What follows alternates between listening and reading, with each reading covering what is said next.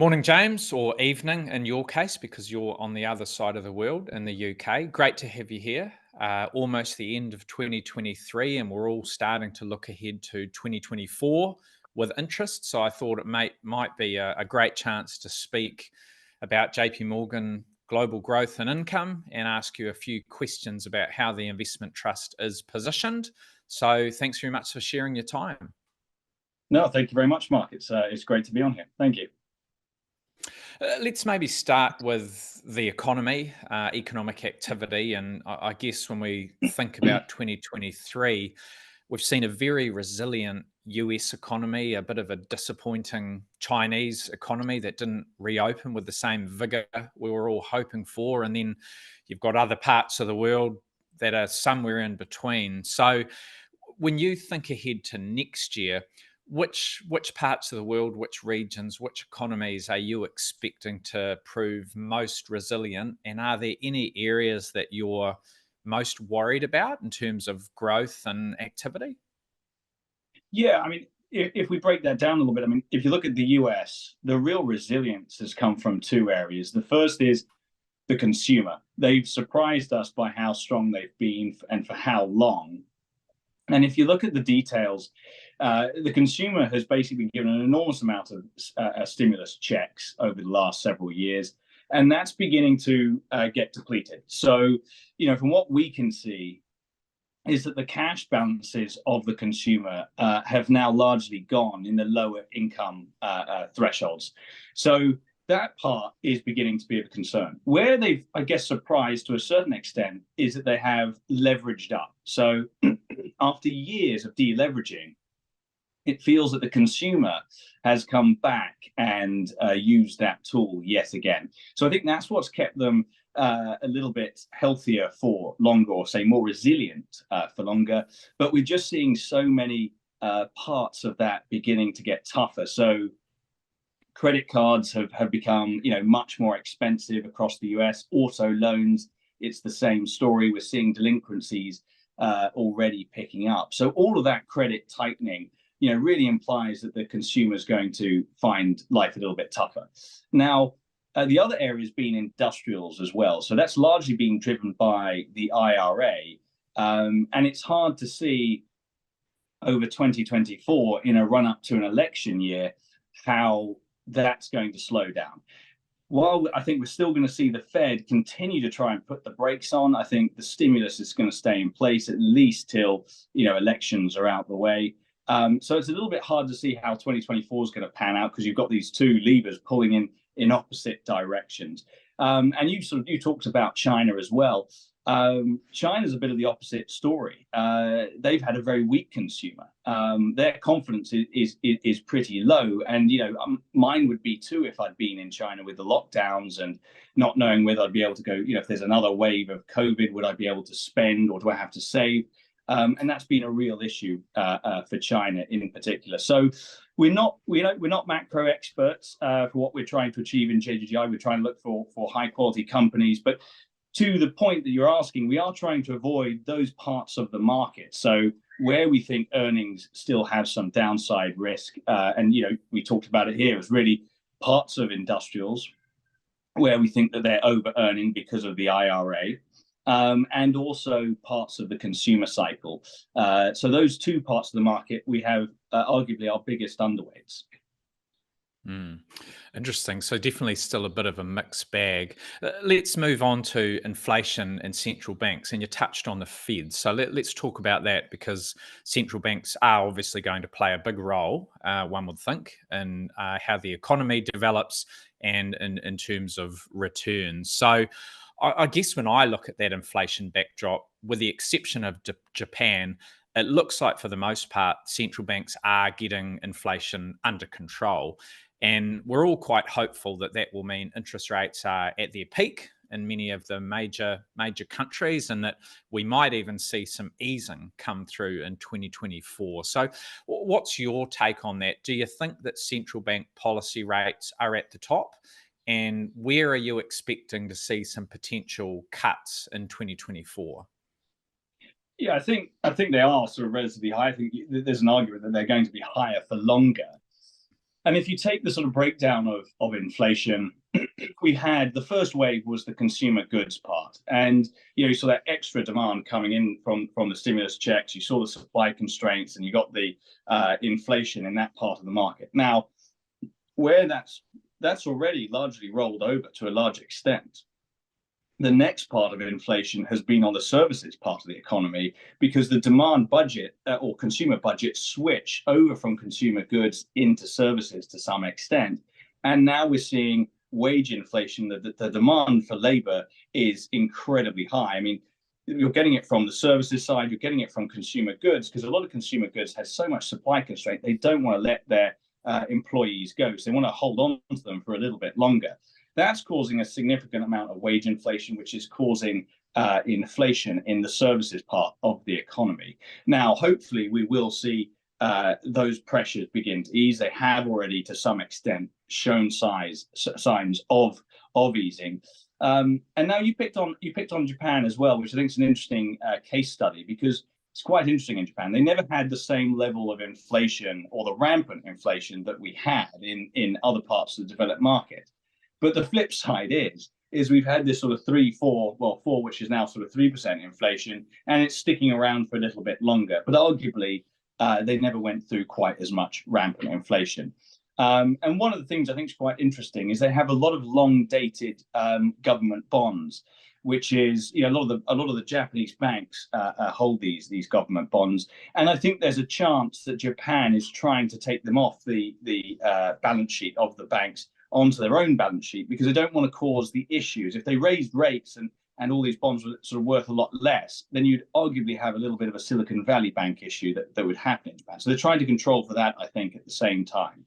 But again, 3% inflation is not sort of the end of the world, especially for a country like Japan that's has struggled to get 1% inflation for the last decade. Yeah, they'll probably be quite happy to see a little bit of inflation after the last few decades, won't they? Well, putting all that together, economic activity and inflation and what central banks might do, and thinking about equity markets, which is your core business, is picking stocks and identifying which companies and sectors and which markets are going to do best. Which markets are you favouring? I mean, 2023, Japan's been a fantastic place to be. The US has been very strong. Europe's been good. Other parts of the world have lagged. Here in New Zealand, our market has definitely been a laggard. But which regions are you favouring most heading into next year? And are there any regions that you're avoiding, and why? Yeah, it's really driven by the bottom up. So rather than a sort of top down view, it's going to be driven by the bottom up, and we're finding the best opportunities. So for us, we're looking for three things from our companies. We want to have valuation upside. We want to get insight into the business. Where do we differ from the market? What do we understand about this company that the market may not? And how much conviction do we have in this company? Is it a high quality business? And so our largest overweight at the moment is to the US market. And if we sort of break down those three pieces, the first part, which I said about conviction and quality, the US is well known to have some of the highest quality companies and the number of high quality companies. So our ability to find attractively valued businesses there is a fair bit easier. The second part is on valuation, and you typically hear how the US on earnings basis looks relatively expensive. But if you look at the valuation on a free cash flow yield basis, so you see how much cash is being spat out by these companies, actually the valuations look quite reasonable. Particularly when you think about these are much more asset-like businesses. So on that basis, it's one of our largest overweights. And in terms of where we're then underweight, is we do struggle a little bit with Japan, because the Japan market's done very well. There's a lot of hype around the corporate governance improvements that may be coming through. Now, the reality is we haven't seen much of that yet. We do think there's a lot of room for improvement. There's no doubt about that. But what we've seen so far is not enough to justify the market's reactions. And in particular, when you sort of then look at the sort of the higher quality element of the stocks there, again, valuations aren't particularly attractive. So we are underweight Japan.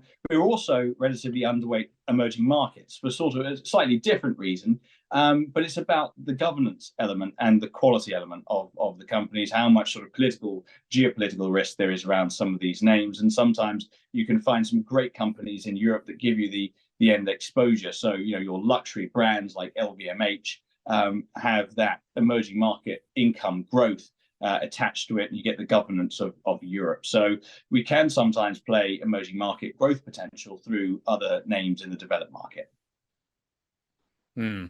Tell me about your sector positioning. You touched on the US as still being a place where you're seeing lots of opportunities, which I guess makes sense. It's the biggest market in the world and it's full of great businesses. The tech stocks obviously getting a lot of attention because they've had a great run this year, and there are plenty other parts of the US market that haven't fired, whether it's some of the defensives or the healthcare stocks or other areas.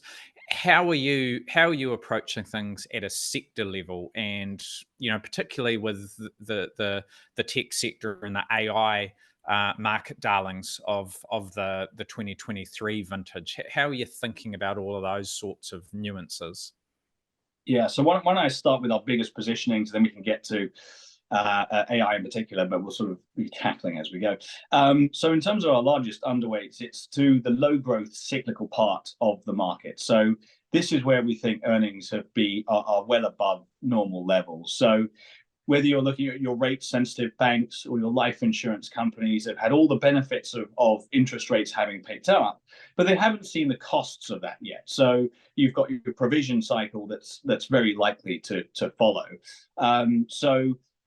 In aggregate, this sort of low growth cyclical part of the market, while valuations are, range anywhere from fair value to slightly overvalued, the real issue is around earnings. And again, we sort of talked about the consumer cycle, but it seems that all the positives of the consumer cycle that's done very well, a lot of that is now going in the wrong direction, with the credit tightening, with the cash balance sheets having been depleted, and with oil prices still higher than where they were 6 months ago. Don't forget, they may have come down a bit, but that's still going to be a headwind. And again, to the same extent with parts of the industrial cycle, where these companies have been huge beneficiaries of the IRA.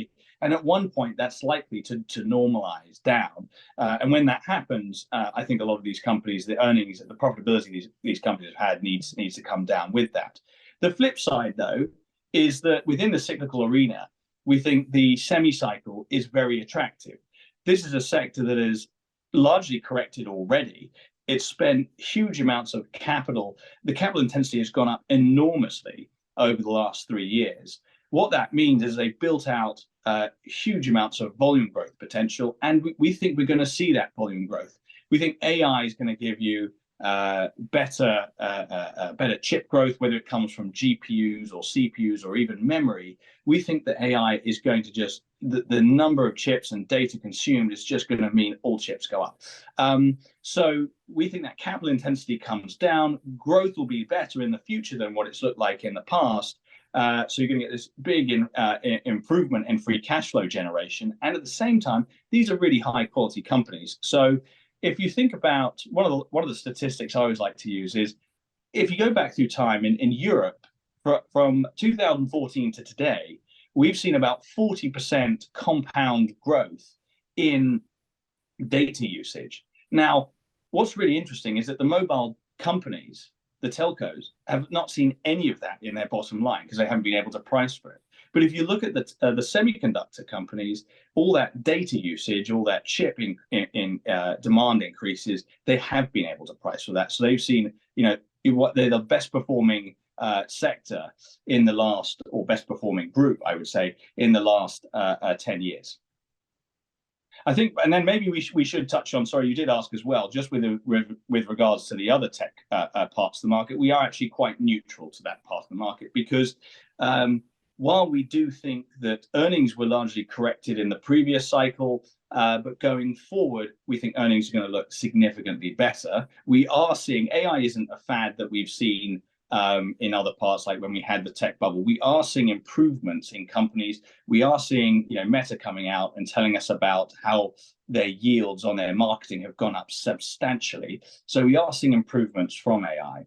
However, valuations have also become less attractive than where they were. They're not at the peaks of what they were in December 2021, but they're no longer as attractive as they have been relative to their last decade. So on that basis, while valuations aren't particularly attractive, we think the earnings outlook is. So we are neutral. And again, we're positioned within the companies that we think have the best ability to price for AI growth.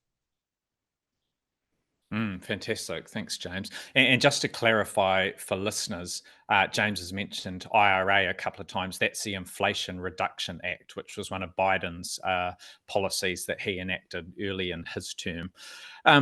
I just want to touch on maybe some of the what could go wrongs across markets, and there's always risks out there. So what is it that's keeping you up at night when you look ahead to next year? Is it geopolitics, the US election? Is it a resurgence in inflation, that we haven't got it under control as much as we would like? Is it a recession, which many economists still think is on the cards in many economies, or something else? What's worrying you, and how do you position the portfolio to try and sort of protect yourself or hedge out some of those things? Yeah, that's a great question. One of the hardest things that always keeps us up is geopolitics. I mean, geopolitics is arguably the hardest part for us to try and predict. It can come in many different forms. It can impact different sectors at different times.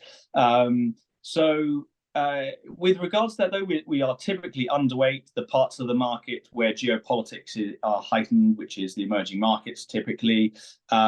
And some sectors, it's never going to be balanced. It's always, sometimes it impacts one or two sectors more than others. It's never consistent. So that's always something that we try to keep an eye out for.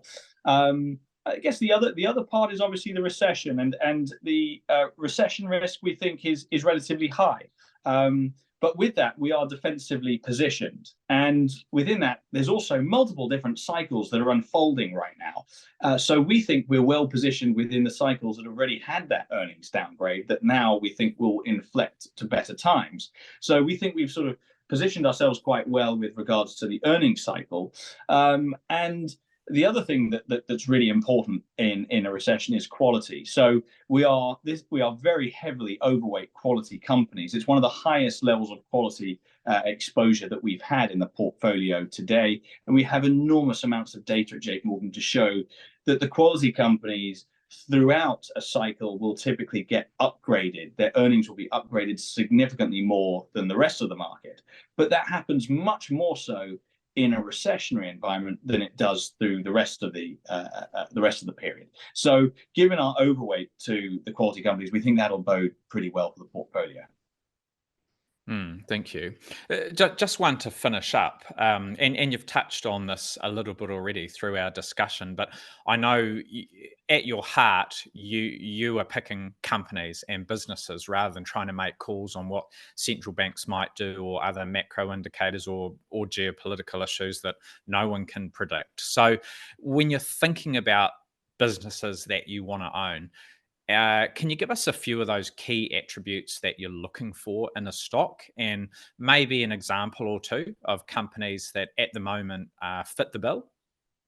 Yeah, absolutely. So we look at 2,500 companies, and how we go from that 2,500 companies down to the best 50 or so ideas. We have three simple criteria. The first is we want to have significant valuation upside in the stock. So our analysts will look at the long-term earnings power of the company, and they'll value the quality of those cash flows. Once they've combined the two of those, we get an expected return. We then naturally rank our stocks from the highest expected returns down to least, and we're going to be looking to buy the companies that offer the most attractive returns. That's the first piece. The second piece, though, is we know these undervalued businesses can sometimes remain so for prolonged periods. So we want to have clear insight into what will make the stock work. Where is our edge? How do we differ from the market? And that's incredibly important when even the best companies will go through a wobble. And when they go through the wobble, we need to understand, is this an opportunity to add? Has valuations become more attractive? Is it a short-term issue? or is it a long-term crack in the investment thesis? If we can separate between those, we're going to be able to trade around the companies substantially better. And we have a lot of data to suggest we do exactly that. And then finally, we want the conviction piece, which is, are these high quality companies that we can invest in for long term? Do they control their outcome?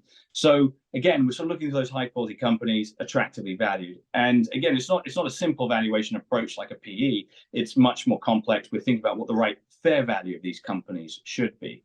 So for example, in Amazon, which is our largest overweight position right now, again, we think there's a lot more margin upside potential in this company. This company spent $160 billion in capex over the last 3 years. That compares to about $30 billion in the prior 3 years. So their ability to service next day delivery has improved significantly. With that, we think what you're going to get is better volumes and better pricing. From the past, we've seen next day delivery comes with both better volumes and better pricing, both of which should improve the margin significantly. We think that the market underestimates the margin potential of the retail business here. On top of that, again, coming back to my point on that's our insight, that's our valuation. And then with regards to conviction, we think the barriers to entry are high, but the barriers to profitability are even higher. So we rate this the top ranked in terms of our quality metrics. We call this a premium business. And to your point here, hopefully you can see how Amazon, which is our largest overweight, adheres to all of our policies. Yeah, great answer. Thank you. All right. Well, we've probably taken up enough of your time, James. Much appreciated. Really interesting to hear those insights into not only how 2023 has gone for you, but also what you're thinking about looking ahead to next year. So much appreciated. Thanks for talking to us. And for any viewers or listeners, if you'd like to know more about JPMorgan Global Growth and Income or anything else that we've discussed, then please get into touch. Thanks again. Thanks, Mark. It's been a pleasure.